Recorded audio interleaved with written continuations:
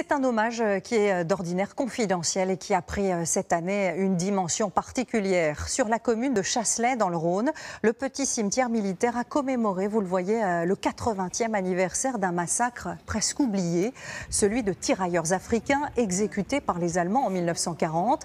Un événement dont on ne savait pas grand-chose, jusqu'à ce qu'un collectionneur transmette il y a quelques mois des photos saisissante de ce moment.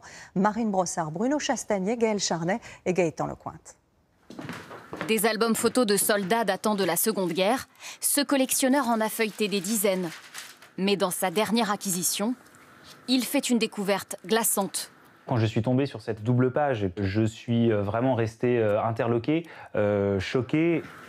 Une série de photos capturées à quelques secondes d'intervalle.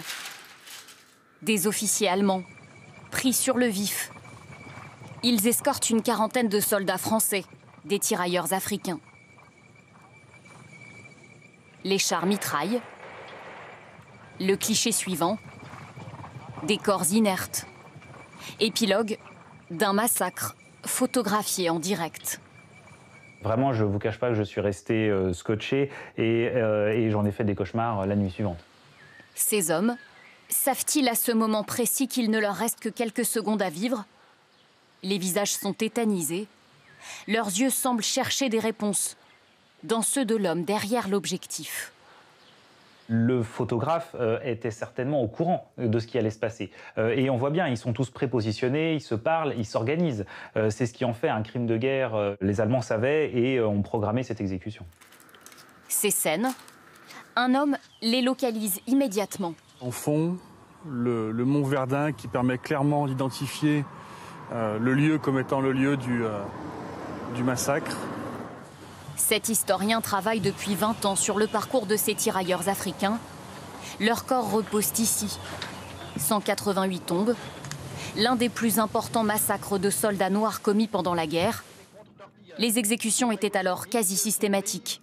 Pour beaucoup de militaires allemands, ils n'étaient pas des soldats, pas même des hommes.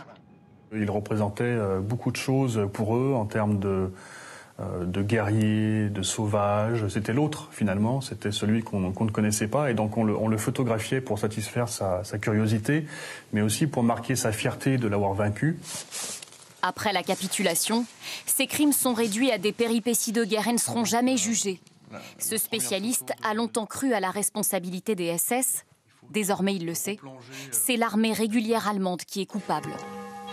On a une preuve qui est indiscutable, qui va nous permettre d'aller chercher très précisément qui étaient ces hommes, puisqu'on a les marquages des unités, on a les numéros des chars, et l'étape prochaine sera de se rendre dans les archives allemandes pour tenter d'identifier les assassins. Comprendre, reconstituer l'histoire ignorée de ces soldats grâce à cette découverte, une chance inespérée, particulièrement pour le maire du village.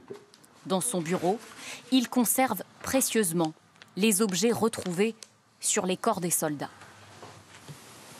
C'est un peu de leur âme. Là, quand vous voyez des courriers de cette nature, on se rend compte qu'effectivement, les soldats ont été blessés et ils sont morts. Puisque ce sont certainement des taches de sang sur les courriers.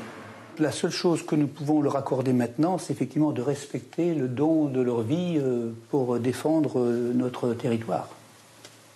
Et donc la liberté, l'égalité, la fraternité de notre pays, qu'ils ont fait leur, alors qu'ils venaient d'ailleurs.